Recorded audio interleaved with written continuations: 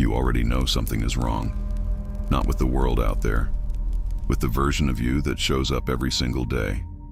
The one that reacts on autopilot. The one that carries the same fears your parents carried. The one that keeps arriving at the same emotional dead ends no matter how many books you read, how many meditations you sit through, how many times you swear this year will be different. That feeling is not a character flaw. It is not anxiety. It is not a spiritual deficiency. It is a signal. And the Nag Hammadi texts, some of the most suppressed documents in human history, have a very specific name for what you are feeling. They call it the work of the Archons, the administrators of a false self, a constructed identity designed to keep your real consciousness locked inside a character you never chose to play. Now I know how that sounds. I know the word matrix gets thrown around so much it has lost its weight. But stay with me, because what I am about to show you is not a metaphor.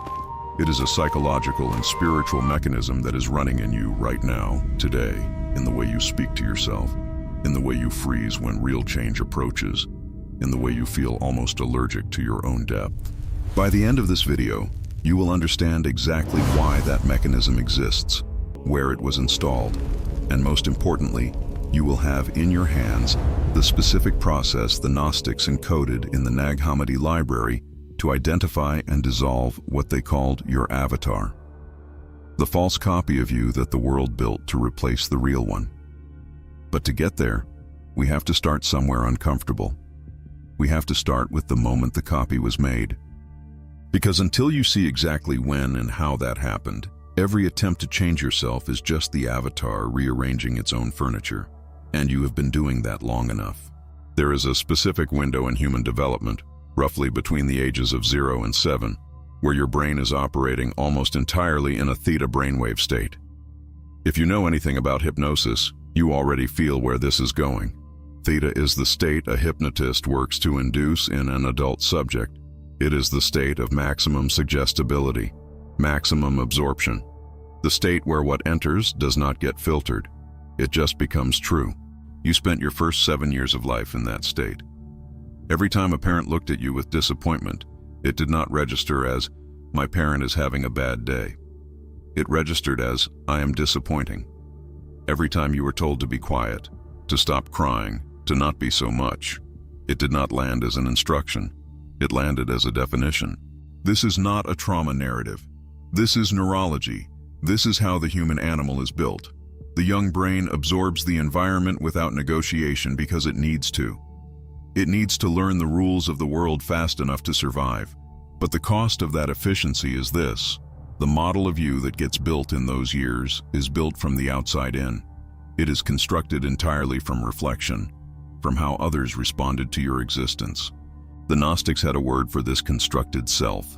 They called it the Hylic man, the man of matter, the shell, the part of you that was shaped entirely by the world's hands and then handed back to you as if it were yours.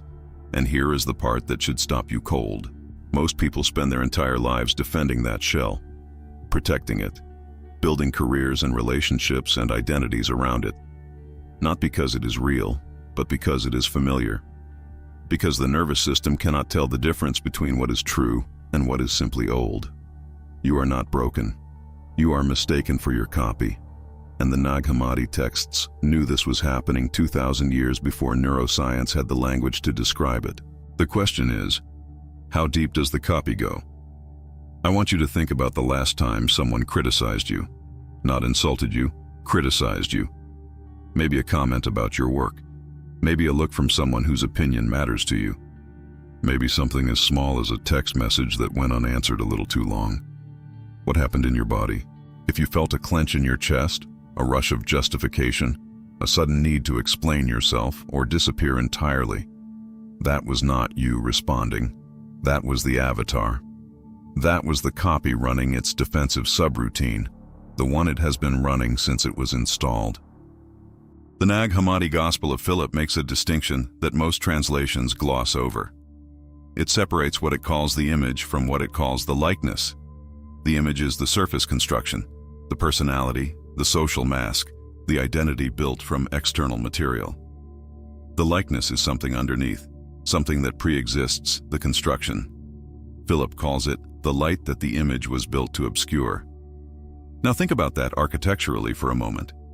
The false self is not just a mistake. It is not just a wound. According to the Gnostic framework, it is a structure. It was built with specific components. And like any structure, it has load-bearing walls, things it absolutely cannot allow you to question without the whole thing threatening to collapse. Those load-bearing walls are what we would today call core beliefs. I am not enough. I do not deserve to want what I want. People like me do not get to live like that. They do not feel like beliefs. They feel like facts. They feel like the floor you are standing on. And here is what makes the Archonic system so elegant in its design. It does not need to actively suppress your real self. It just needs to make the copy feel so normal, so constant, so threaded through every memory you have, that the idea of something underneath feels like fantasy. You have been so busy being the image that you forgot there was supposed to be a likeness. But there is a specific moment where that changes, and it almost always begins with a crack. Every person I have spoken to about genuine spiritual awakening, not the Instagram version, not the good vibes only version, the real disorienting kind, describes the same initial experience. Not a light, not a bliss state, a crack. Something stops working. A relationship that was holding your identity together ends. A career that was giving you permission to exist collapses. A version of yourself that you had been performing for years suddenly feels so hollow that you cannot remember why you ever believed it. The Gnostic text called the Apocryphon of John describes this moment in surprisingly precise psychological language. It talks about a moment when the epinoia, which translates roughly as the higher reflective consciousness, begins to stir inside the constructed human being. Not from outside, from inside, like something that was always there, pressing outward. The crack is not a breakdown. The crack is the epinoia stirring. But here is what the Archonic system, the system of the false self, does at exactly that moment. It floods you with fear. It tells you that if you follow that crack, everything will fall apart. Your relationships will not survive. You will not be able to function. The people who love the copy of you will not love what is underneath. And because the nervous system is wired for survival over truth, most people patch the crack. They find a new relationship to perform in. They find a new job to pour themselves into. They redecorate the cage and call it healing. I am not judging that. I have done it. You have probably done it. We all do it because the crack is terrifying before it is liberating.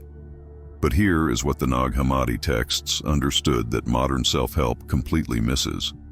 The crack is not the problem. The crack is the method. The Gnostics did not try to become whole by building a better version of the false self. They had a specific practice, encoded symbolically in these texts, for going into the crack deliberately, for using it as an entry point. That practice has a name, and it starts with the one thing the avatar is most afraid of: memory. I am going to show you exactly how the Gnostic override process works. But first, you need to understand why memory is the battlefield. Not your ordinary memories.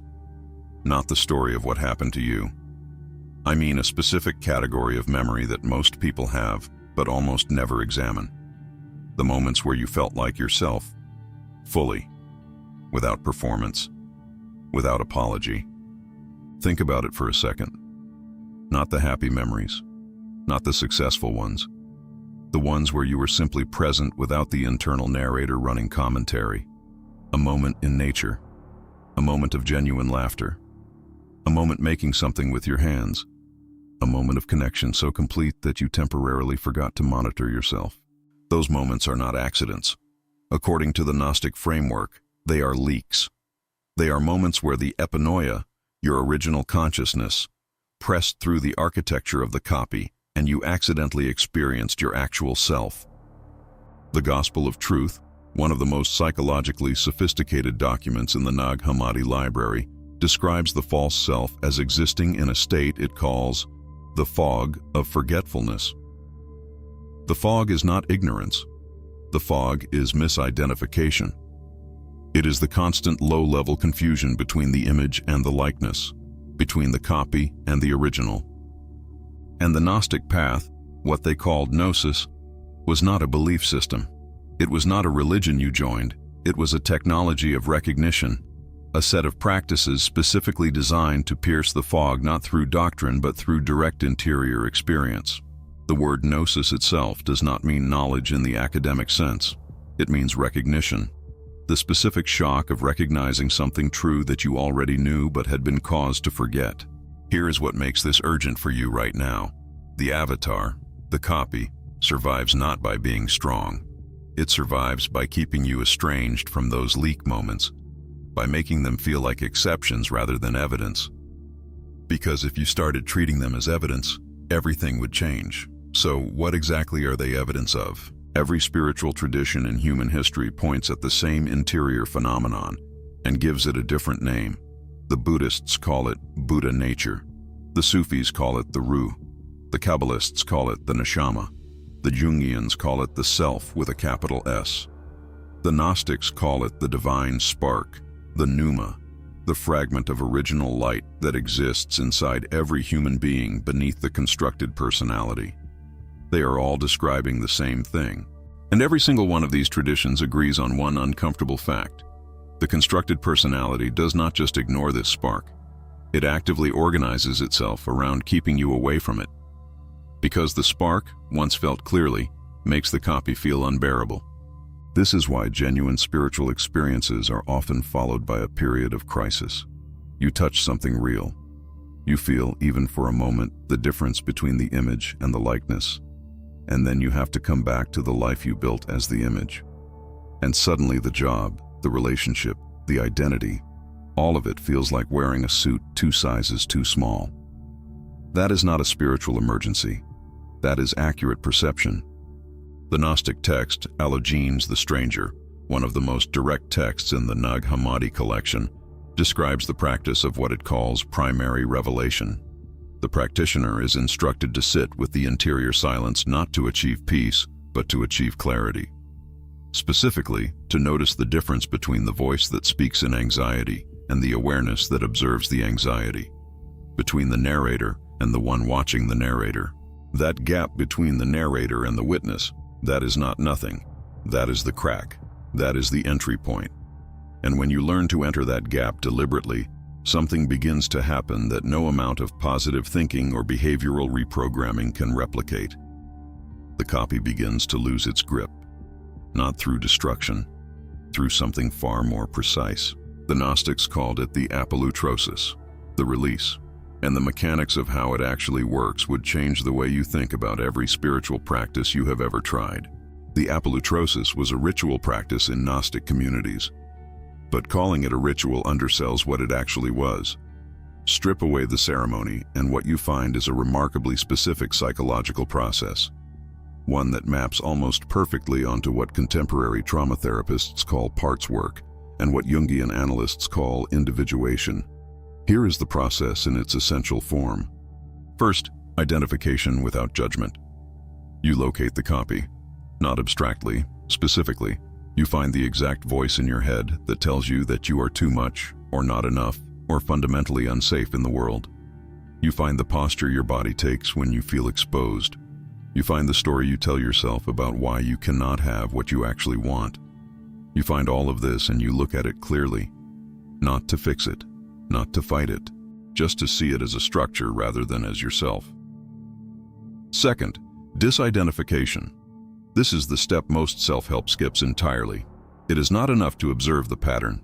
You have to feel, in your body, not just understand intellectually, that you are the one observing, not the pattern being observed. The Gnostic texts describe this as standing before the mirror and recognizing that you are not the reflection. Third, address. This is the part that sounds strange until you try it. The Gnostics spoke directly to the Archonic constructions. They named them. They acknowledged their function. The modern equivalent is internal family systems therapy, where the practitioner speaks to the protective parts of the psyche not as enemies, but as misguided guardians. Parts that were built to protect a child and never got the message that the child grew up. Here is the part that makes this different from anything you have tried before. The avatar does not dissolve through willpower, it dissolves through recognition. The moment it is seen clearly, not attacked, not suppressed, but genuinely recognized for what it is, it loses its invisibility. And invisibility is the only power it ever had. But there is one layer beneath all of this that the texts only gesture at. One thing the Avatar guards more ferociously than anything else. And if you look away from this next part, you will miss the entire point. I need you to sit with this question seriously. What would you do? Who would you be if you genuinely did not believe the core story about yourself? Not the positive affirmation version, not the "I am worthy" statement you say in the mirror. I mean, if the actual belief, the floor-level conviction that something is fundamentally limited or broken or undeserving in you, simply was not there anymore. Most people, when they sit with that question honestly, feel two things simultaneously: relief and terror. The relief is obvious. The terror is the important part, because the terror reveals what the copy is actually protecting. It is not protecting you from failure. It is not protecting you from rejection. It is protecting you from the specific unbearable weight of being fully responsible for your own existence. As long as the copy is running the show, there is always an explanation for why you are not fully alive. The childhood, the circumstances, the wiring, the story. The moment the copy dissolves, the story dissolves with it. And what remains is a self with no excuse not to be exactly what it is. The Gnostic Gospel of Thomas, saying 70, puts it in language that should stop you completely. If you bring forth what is within you, what you bring forth will save you. If you do not bring forth what is within you, what you do not bring forth will destroy you. This is not a gentle spiritual encouragement. This is a description of a mechanism. The suppressed Pneuma, the real self that has been living underneath the Avatar, does not wait patiently forever. It finds expression. If you do not give it conscious expression, it finds unconscious ones. Depression, compulsion, chronic illness, the body staging a rebellion against a life that does not belong to it. The cost of keeping the Avatar intact is not staying the same. The cost is slow disintegration, and there is a specific feeling, one your mind actively hides from you, that tells you exactly where in your life that disintegration is already happening. There is a question the Gnostics embedded in their initiation process, not as a philosophical exercise, as a diagnostic, a way of cutting directly through the fog of the constructed self to find the exact location of the suppression. The question is this: where in your life do you perform enthusiasm you do not feel? Not where are you unhappy. Unhappiness is too obvious. The Avatar does not hide unhappiness from you. It hides the performance, the places where you have been pretending for so long that the performance became automatic. The relationships you stay in past their truth. The identity you maintain past its fit. The version of success you are chasing that belongs to someone else's definition of you. The Gnostic term for this is Pneuma, the void. Not an absence of experience, but an experience of absence. Going through motions that no longer carry the weight of genuine self. And the terrifying thing about Pneuma is that it is entirely possible to fill a life with it. To be busy and connected and even occasionally happy inside a Pneuma existence.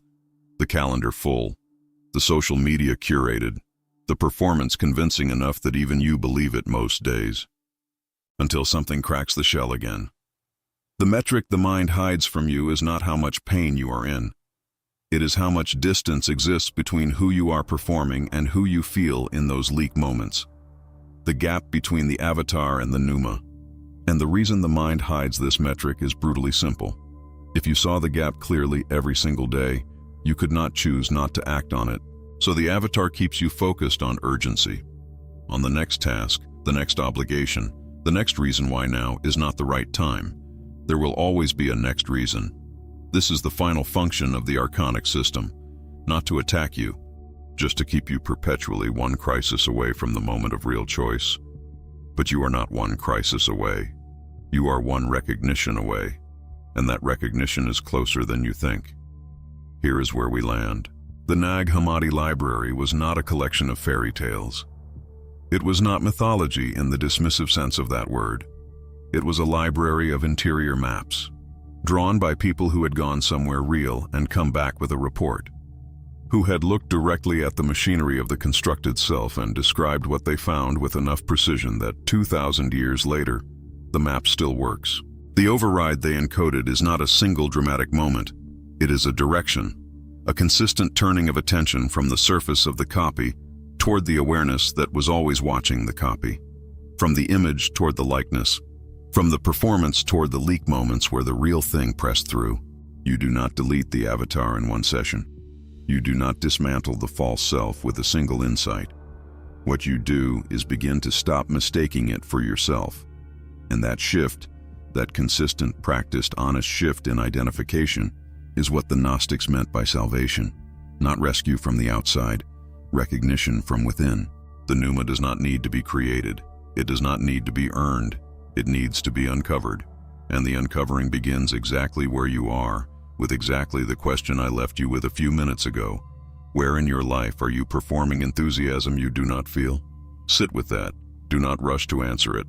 Let it work on you, because here is the thread I am leaving deliberately loose.